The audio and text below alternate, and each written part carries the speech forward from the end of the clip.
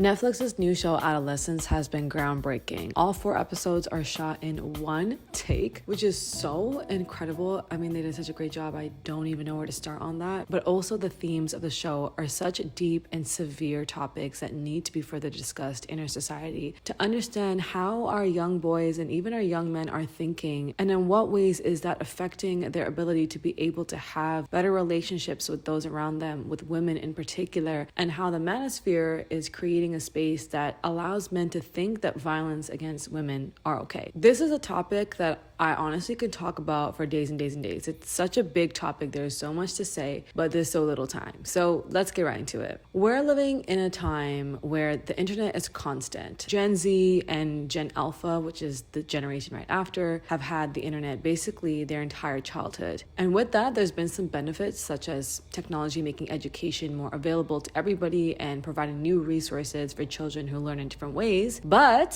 since the first day the internet touched the world, there are also a lot of negatives to it. The red pill community has taken over the internet and has convinced young men and boys that women are to blame for their issues within society. Women are to blame for the reason why they can't fit in. They've created this understanding that women are these soulless, self-serving objects that are meant to be possessed by men, but in order to possess these women, you need to be able to take on certain traits and become the alpha male. And the alpha male is the ultimate man that you want to be. Really quickly, I'm going to break down how I would describe the alpha male. The alpha male to me is your toxic, hyper-masculine individual. The alpha male is everything wrong with toxic masculinity. It's a man that needs to be perceived as tough, perceived as strong, but has little to do with whether or not they're actually strong within, whether or not they actually have good morals and values and are a good person. The alpha male is supposed to be seen as a leader through fear and subordination, but they are not actually one who inhabits leadership qualities. The alpha male does not show any emotion, and the alpha male also does not let any disrespect slide, especially from women. There are so many men on the internet who have beaked about what the alpha male is, and in every single one of these conversations led by the men who are running the red pill community, all they ever talk about is being perceived as the tough guy. And a lot of the advice that they give, it is so backwards and honestly so goofy. Like, a lot of the advice that they give actually generally makes no sense. It's a community that doesn't even promote brotherhood amongst other men. So all of that being said, Gen Z, Gen Alpha are growing up constantly hearing these conversations because it's all over the internet. They are the ones that are most affected by these conversations, by these circles and communities on the internet, because their generation is always on the internet. And we see that in Adolescence. Jamie is a character who wants to be validated. He is the easy target at school. It is clear that he is a victim of bullying. Now, I'm not here to justify Jamie's actions, but if we're speaking honestly, he is a victim of something as well. He is the victim of bullying. His classmates have made fun of him and his friends and made them feel like they don't fit in, they're not good enough, and have emasculated them. Jamie has very low self-esteem, and that is a result of how he's been treated by his peers. He calls himself ugly, and he thinks of himself as ugly. That's because that's what he has been told by his peers. In the 3rd episode, we get to have a deep dive into the inner workings of Jamie's brain and uncover what he's thinking, how he feels, through the psychiatrist who's trying to grapple exactly who Jamie is as a person. He reveals to her that while he has seen incel communities online, he has never actually engaged in them. I don't think that's entirely true. I think he definitely saw it and is well aware that people make fun of incels, but found his community, found his peace amongst those conversations. They must have validated him in one way or the other. And that is the number one thing that Jamie wants: validation. What he seeks is to feel like a man, for somebody to tell him or make him feel like a man who is capable. He wants to be perceived as a masculine man, the way he sees his father and other boys in his company who have more clout in school than he does. But ever since he was little, even though he's quite young regardless, he has always been invalidated in his feelings and has been emasculated, and he has felt that directly. And that's when he gives us some insight into his relationship with his father. He recalls that when he was younger, his dad put him into football, and he was not good at all. And that whenever he would mess up on the field, he would look over to his dad and find that his dad wasn't looking at him, that he was actually avoiding looking at him. And Jamie was well aware that this was intentional. Honestly, this little bit made me actually feel for Jamie, because it's clear that he was looking at his father to have a sense of comfort and to still see that his dad was proud of him, or that his dad had his back. And instead he could feel his father's disappointment because he simply couldn't play a sport. It wasn't something that he was good at. But he has felt this rejection and emasculation since a very young age. The highlight of this conversation that he's having with the psychiatrist comes about when she brings up Katie. And that's when we get to really understand that Katie and him did have some kind of an interaction prior to her passing, that the interactions that they had were not positive ones. And that was because Katie was bullying Jamie under his Instagram post. Stay with me for a second. What I really appreciate about this show, one thing that they brought up that I actually quite liked because I felt that it gave the show nuance, is that Katie is never painted as this perfectly innocent, just so sweet, so cheery of a young girl. We learn in the second episode when D.I. Bascom's son tells him that he should be checking on Instagram to see what Katie has been saying under Jamie's Instagram photos, that she did say things that were hurtful to Jamie, that she did bully him and play into what the other boys around him were saying. Does that give Jamie a reason to kill her? Absolutely not, and that's not at all what I'm saying. But what I am saying is that this bullying transcends past just the boys, that it has also been picked up by the girls that he's surrounded by. And that is what he's stuck on. When the psychiatrist first asks Jamie about Katie, she asks him if he was attracted to her. And at first he says no,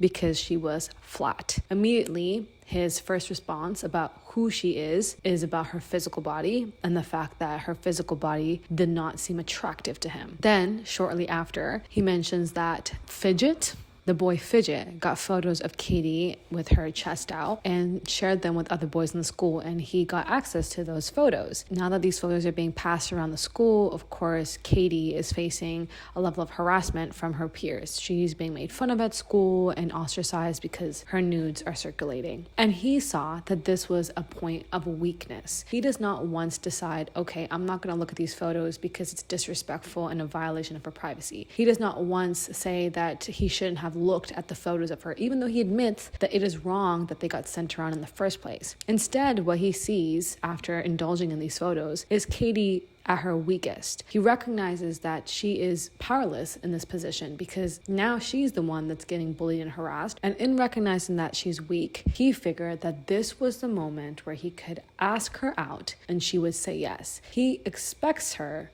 to go out with him because she's at this weak point. In this moment, she's so powerless that he finally has the upper hand. And then, to his surprise, she ends up rejecting him rather harshly. And that's when he loses it entirely. Because for Jamie, who's faced rejection so many times in his life, from his father, from other boys in his class, he finally saw an opportunity where he thought that he would have the upper hand, and even then he's been rejected. And part of his anger in this moment is that he can't understand why this young girl would have the audacity to reject him in such a way. In an article titled Incel Radical Milieu, an External Locus of Control, they state, the standard form of misogyny is based on the misogynist support for a power dynamic between men and women where women are in the inferior position. With incels, instead of hating women from a position of alleged superiority, hatred derives from a position of perceived inferiority, since they believe that all levers of sexuality are controlled by women. That there is no point in being kind to women and respecting them, since they will ultimately choose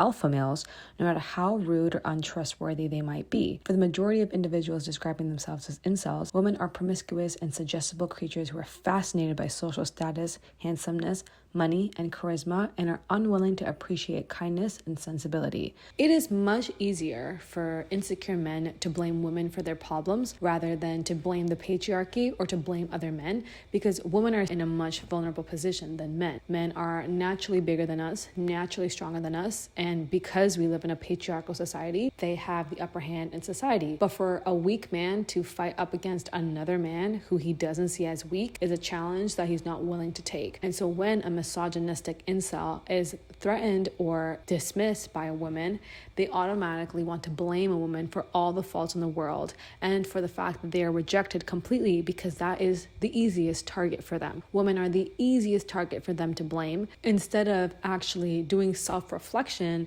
even looking within society and seeing how the patriarchy has built a society that works against men and finding ways to grapple with that. It's much easier to be like, women are the problem. And while Jamie is not a man, he's a young boy, these are the thoughts that are working through his head. And that leads him to murdering Katie. He takes out his anger not just by hitting her, but by ultimately murdering her in the most violent manner possible. I mean, D.I. Bascom mentions that she was stabbed 7 times. We can see that Jamie also really wants to exert his power specifically over women through these interactions that he's having with the psychiatrist. They start their conversation off rather friendly. The psychiatrist brings him hot chocolate and a cheese sandwich, and they're just having this very normal conversation. And as soon as the psychiatrist starts asking him questions about his father and his grandfather, that's when Jamie switches. He becomes cold, he becomes hesitant, he becomes resistant to her, and accuses her of trying to put him into a corner and get information out of him for his case, which is not what she's doing. She's a psychiatrist. She's evaluating who he is as a person to give to the judge because he is a young child, he's a juvenile, but he's not here to hear any of it. He's very skeptical of her. And yet, even though he's skeptical of her and her intentions, he also really enjoys talking to her. There are moments where he gets comfortable and he wants to share more with her. But when he gets frustrated, he exerts all his energy and tries to freak her out. He's shouting at the top of his lungs, screaming. She asks him to sit down and he screams at her and tells her that she doesn't get to tell him what to do. These lines really rang for me because with him yelling and saying, "You don't get to tell me what to do," I feel like he was fully trying to use this opportunity to again feel that sense of masculinity, feel that sense of power, and let her know that she won't tell him what to do, that he will sit when he wants to sit, even though he has no control in this situation because he's in prison and can very easily be dragged back to his cell. He wants, even for this small moment, to feel that sense of power. And we see this again where he freaks out a second time because he slips. He has a Freudian slip and he accidentally admits to killing Katie. Again, he lashes out and screams and he hovers over the psychiatrist, trying to intimidate her, even though he's this young boy. Like, sit down, sir. And later on in the conversation, he tries to belittle her and laugh at her, accusing her of being scared of a 13-year-old boy. He wants to believe that he could have frightened her, that she could actually be scared of him. There are 2 episodes in this series where we don't see Jamie whatsoever. That's the second episode where we follow D.I. Bascom as he's going into the school to try and locate the knife that was used to kill Katie, and the final episode where we're following Jamie's family as they're trying to grapple with the aftermath of what's happened and celebrate Eddie's 50th birthday. In these 2 episodes, we get to see the ripple effect of such an incident. We get to see how this incel culture and this Red Pill community online trickles into the classrooms and the social lives of these young people who are so impressionable and are easily influenced by what they see on the internet, and how the adults in their life coming to understand what their children are seeing online and what to do about it. For D.I. Bascom, he is so concerned with finding this physical object, the murder weapon, so that they can take the case to trial. But when he has a conversation with his son, that's when he really starts to understand exactly what is going on behind the scenes, what it is on the internet that is happening that he missed earlier, and the factors that led to Jamie committing the crime that he did. D.I. Bascom doesn't have the closest relationship with his son, but by the end of the episode, he wants to take him out. And his son, who we can see is affected by the fact that he doesn't have this close relationship with his father, is very happy to be able to go out with his dad for a little lunch. In the same way, we see in the final episode Jamie's dad break down near the end, and he tucks in the teddy bear that's on Jamie's bed, kisses it on the forehead and says, "I'm sorry, son." And for me, this was a realization that he had. There are moments that he fell short as a father. He is not to blame for what happened and the actions that Jamie took, but it's definitely a call to action. It's a series that was made to make us aware of how these systems that surround our young people are affecting them and in what ways we need to show up for them so that we don't let these toxic communities online take over their lives and lead to such disastrous outcomes. In the 4th episode, when the mom and dad are talking about Jamie and trying to understand how they raised a child who could have murdered another child so violently, the mom talks about how she used to see Jamie go straight to his room, lock the door, and be on his computer all day. And she didn't think much of it. I mean, she wanted him to put it to rest and go to bed, but she never questioned what he was doing on the internet for all those hours. And now looking back, she's thinking about what he might have been seeing and how what he was consuming on the internet led to him becoming so violent. It is really important to watch what our children consume. It is not something that I'm saying is just going to be the most simple thing to accomplish. I have a younger brother and he's on the computer all the time. It's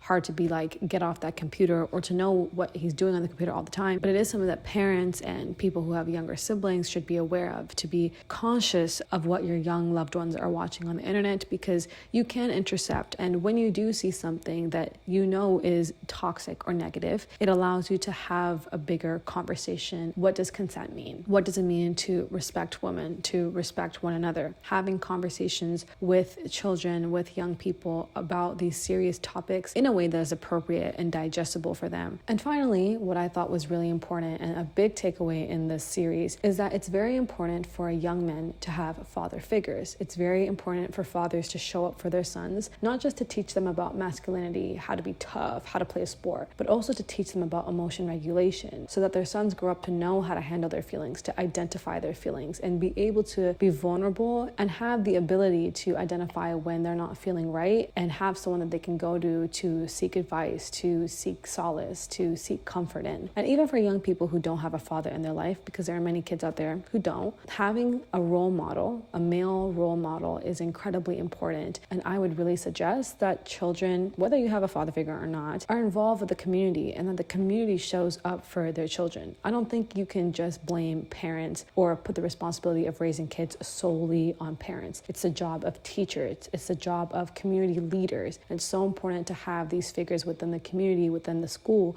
for children to trust and lean on so that they can learn from them. Those are all my thoughts on the show. Let me know if there's something that I missed that you thought of, or if there are points that you agreed with. If you have not subscribed already, what is you doing, bruv? Get to it. And as always, I will see you guys in my next video. Bye.